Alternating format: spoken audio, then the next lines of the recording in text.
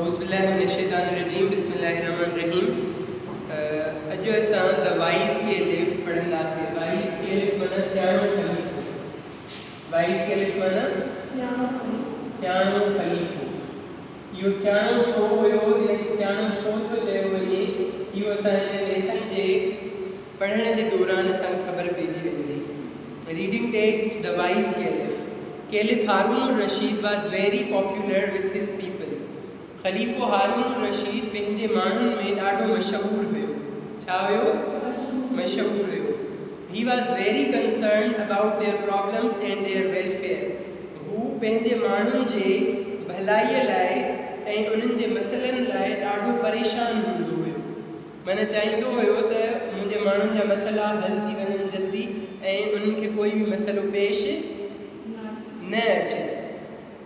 At night he would disguise himself as a common man and go through the streets of Baghdad. रात जो हू पाण खे आम माण्हूअ जे लिबास में ओढ़े करे वेंदो हुयो बगदाद जे शहर में, त जीअं माण्हुनि जा मसइला उनखे ख़बर पइजी सघनि। छो जो अगरि उहो वॾे तौर ते यानी बादशाह थी करे गुज़ारंदो त आम माण्हुनि जे मसइलनि जी ख़बर उनखे न पवंदी। पर जॾहिं उहो आम माण्हुनि जे अंदरि आम माण्हू थी करे वेंदो त हुनखे आम माण्हुनि जे मसइलनि जी बि आराम सां ख़बर पइजी वेंदी। He would mingle with the common people in order to gain first-hand knowledge of their difficulties and problems.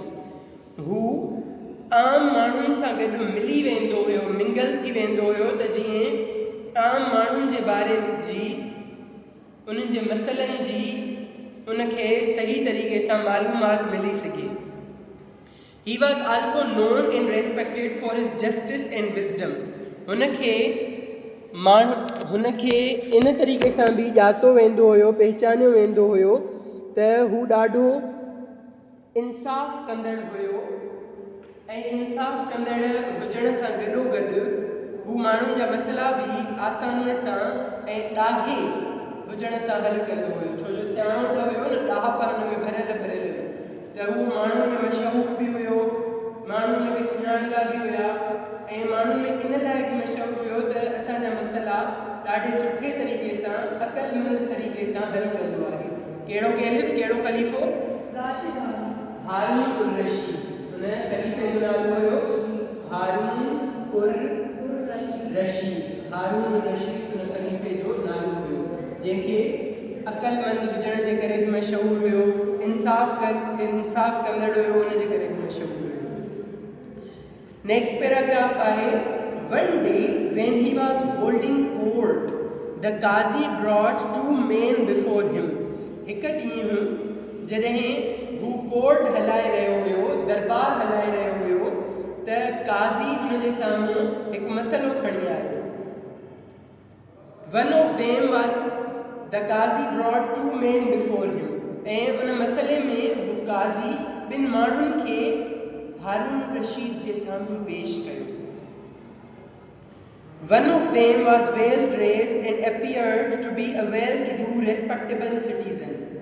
उन्हनि ॿिन्हिनि माण्हुनि मां हिकिड़ो ईअं पियो लॻे त उन जा कपिड़ा बि ॾाढा ख़ूबसूरत ऐं सुठा हुया ऐं उहो हिकु इज़तदार शहरी लॻे पियो, जेके ॿ माण्हू आया। While the other was in rags and seemed to be a beggar. ऐं जेको ॿियो हुयो उहो फ़क़ीर पिनणो पियो लॻे ऐं ईअं पियो लॻे त उहो हुन जा कपिड़ा बि फाटल हुया, चतियूं लॻियल कपिड़ा हुयसि ऐं ईअं पियो लॻे त उहो फ़क़ीर पिनणो हुयो। Along with these two men, a beautiful white horse was also brought in.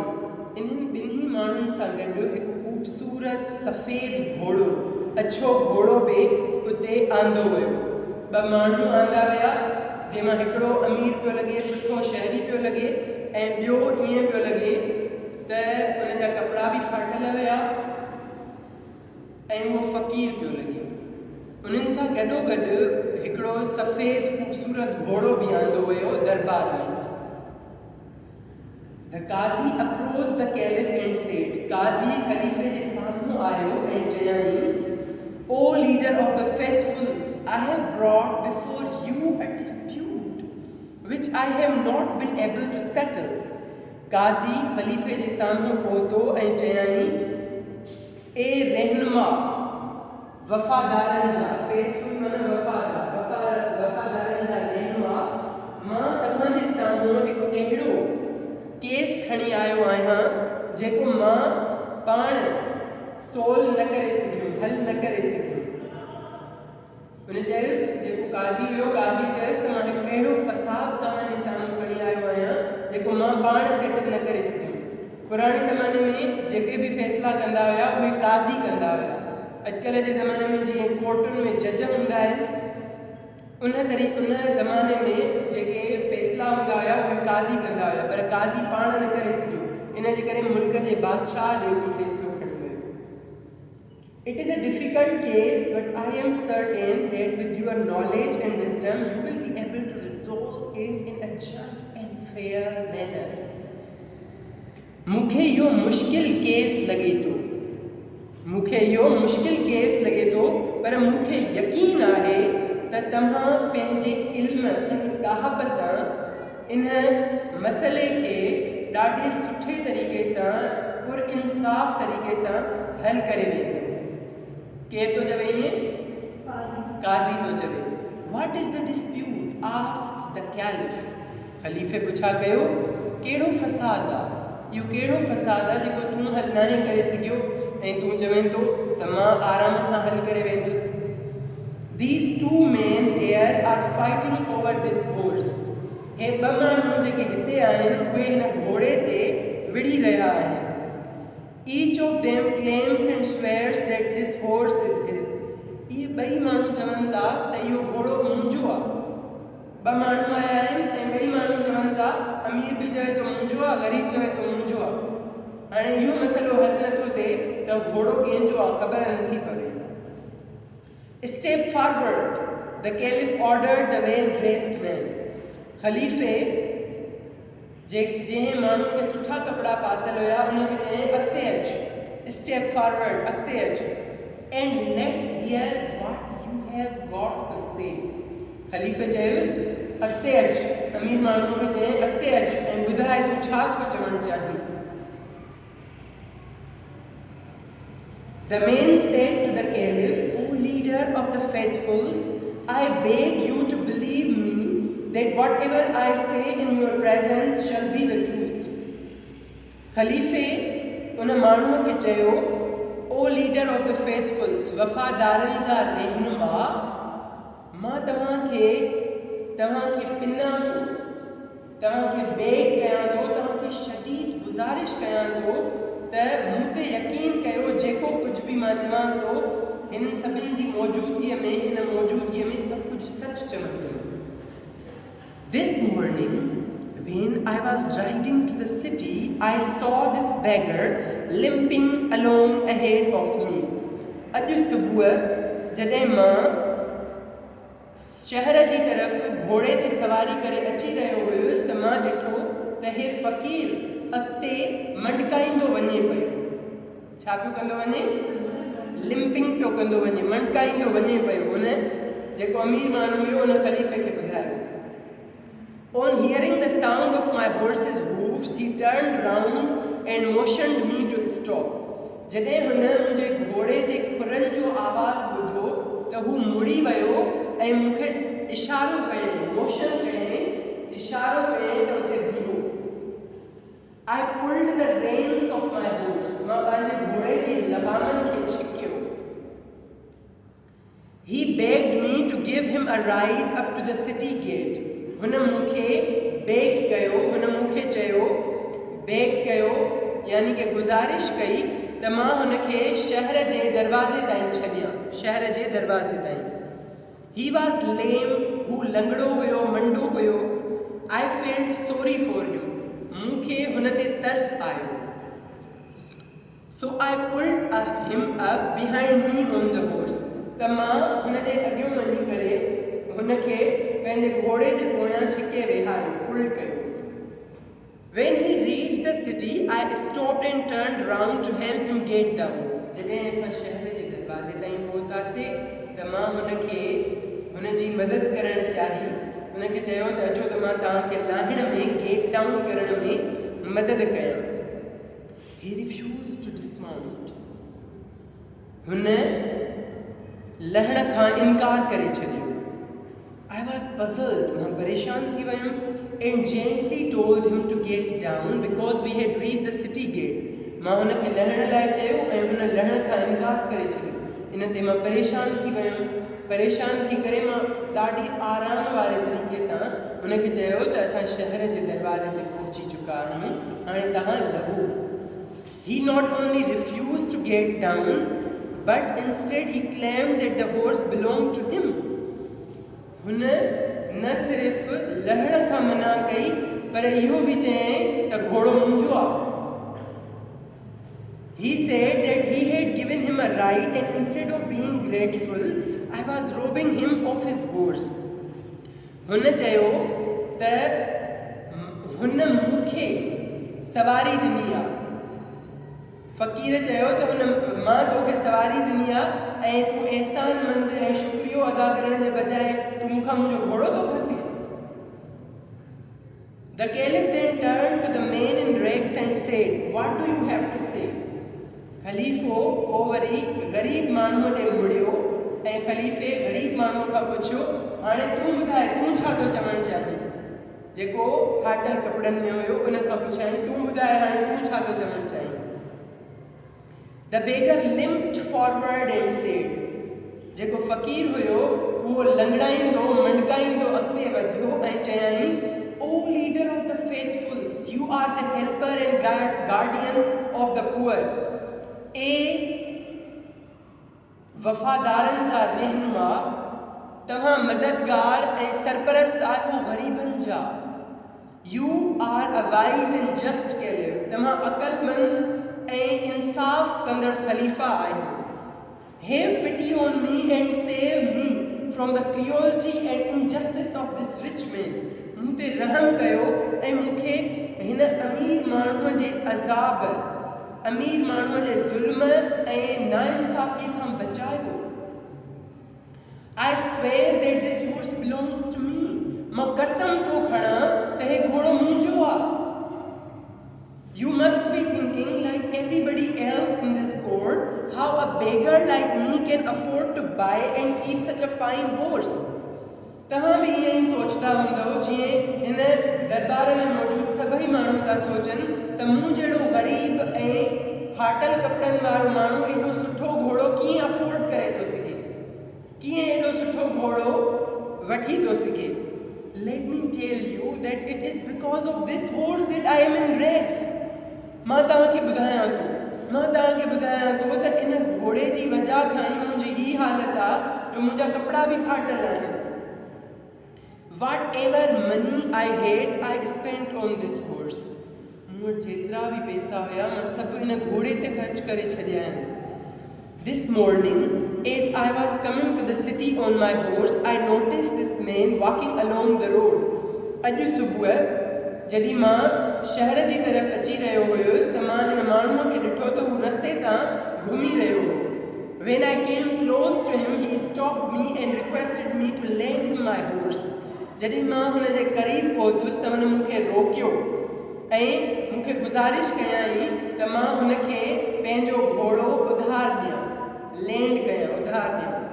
For he was in a great hurry to reach the city. छो जो इन माण्हूअ खे अमीर माण्हूअ खे ॾाढी जल्दी हुई, तकड़ हुयसि शहर पहुचण जी. Of course, I could not lend my horse to a complete stranger. इन में कोई शक न आहे त मां हिकु मुकमल अजनबी माण्हू खे पंहिंजो घोड़ो उधार न पियो ॾेई सघां. केरु थो ॻाल्हाए इहो? फ़क़ीर थो ॻाल्हाए. कुॾ आहे, छा मां ॾेई पियो सघांसि? However, I decided to help him and let him ride my horse. बहरहाल मां इहो फ़ैसिलो कयो त मां हुन जी मदद कंदुमि ऐं पंहिंजो घोड़ो हुन खे हलाइण लाइ ॾींदुमि. While I sat behind him, ऐं मां हुन जे पोयां वेही रहियुसि. As we reached the city gate, he asked me to get down and gave the horse to him. जीअं ई असां शहर जे दरवाज़े ते पहुतासीं त हिन अमीर माण्हूअ मूंखे चयो, घोड़े तां लह ऐं घोड़ो मूंखे ॾेई छॾ. He said that such a fine horse should not belong to a beggar. हुन चयो त एॾो ख़ूबसूरत घोड़ो हिकु फ़क़ीर वटि त न हुजणु घुरिजे.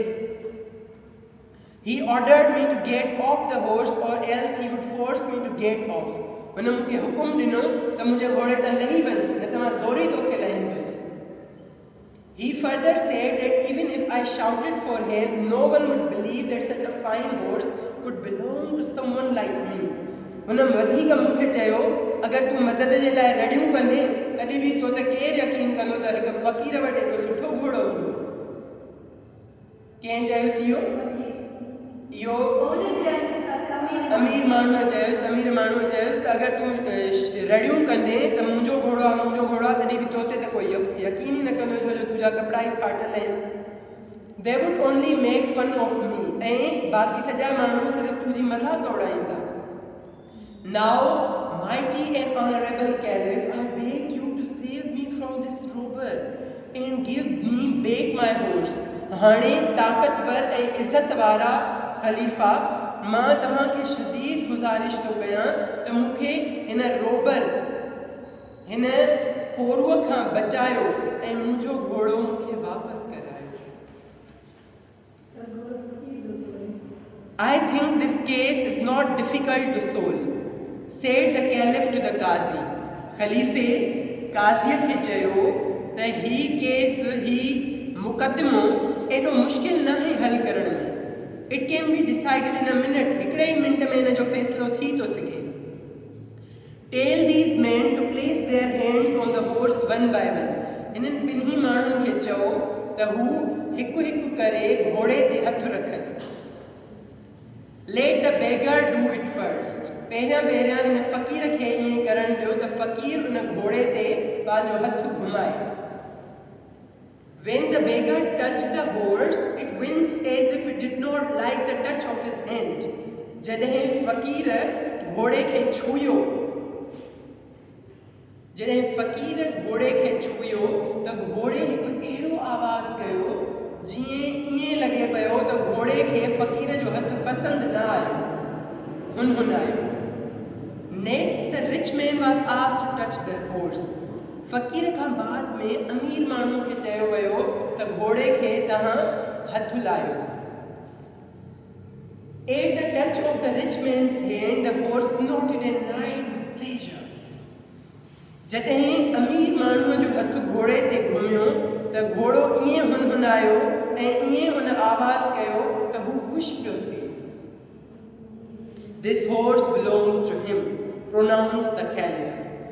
ख़लीफ़े आवाज़ सां प्रोनाउंस कयो, आवाज़ सां पंहिंजो फ़ैसिलो ॿुधायो त घोड़ो हिन माण्हूअ जो आहे. Give the horse to its master. घोड़ो उन जे मालिक खे वापसि कयो, अमीर माण्हू. Then the Caliph turned to the beggar and said, "You are a liar and a wicked man." पोइ ख़लीफ़ो फ़क़ीर जी तरफ़ मुड़ियो ऐं फ़क़ीर खे चयाईं ख़लीफ़े फ़क़ीर खे चयो त तूं हिकु कूड़ो ऐं ज़ालिम शख़्स आहीं. You tried to rob an honest and respectable citizen. तूं हिकु ईमानदार ऐं इज़त वारे शख़्स खे फुरणु चाहियो. You deserve severe punishment. तोखे सख़्त सज़ा, तूं सख़्त सज़ा जो मुस्तहिक़ आहीं.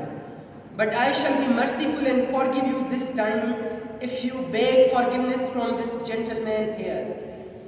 तूं सख़्त सज़ा जो मुस्तहिक़ आहीं, पर मां तोखे माफ़ करे छॾंदुसि ऐं तो ते महिरबान थींदुसि अगरि तूं हिन अमीर माण्हूअ ऐं हिन शरीफ़ माण्हूअ खां मुआफ़ी घुरी. The beggar, realizing that he had been caught red-handed, immediately turned to the rich man and said, "Please forgive me." फ़क़ीर जॾहिं हुनखे ख़बर पइजी वई ऐं हुनखे अहसासु थियो त हुनखे रंगे हाथों पकड़ियो वियो आहे त हू जल्दी में अमीर माण्हूअ जी तरफ़ मुड़ियो ऐं चयाईंसि ऐं उनखे चयाईं, महिरबानी करे मूंखे माफ़ करियो. I have been ungrateful. मां नाशुक्रो थियो हुयुसि. Instead of thanking you for taking pity on me and giving me a lift, I lied and claimed that the horse belonged to me.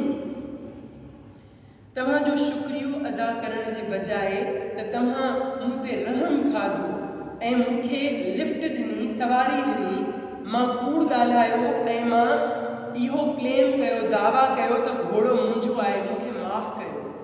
The rich man, being a kind-hearted and generous person, readily forgave the beggar.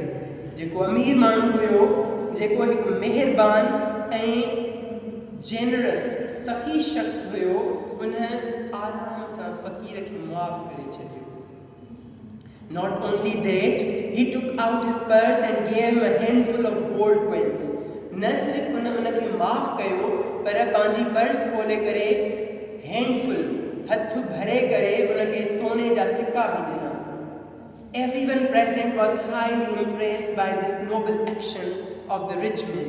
उते मौजूद सभु माण्हू तमामु impress मुतासिर थी विया त हिन अमीर शख़्स तमामु सुठे इन अमीर शख़्स जे इन शरीफ़ाना कम सां तमामु घणो सभु माण्हू जेके उते मौजूद हुआ मुतासिर थी विया. This was the wise